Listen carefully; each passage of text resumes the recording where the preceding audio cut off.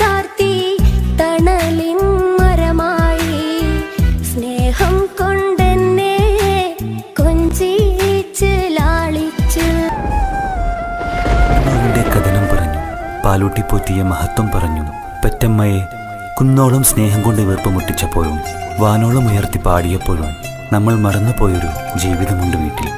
ജന്മം തന്ന് ഇന്ന് വരെയും സ്വയം ഉരുകി നമുക്ക് തണലായ ഒരാൾ.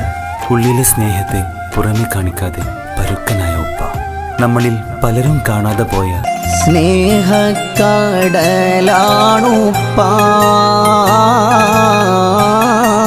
സഹനത്തിൻ പൊന്നാണുപ്പ, അഴകുള്ളോരലിവാണുപ്പ.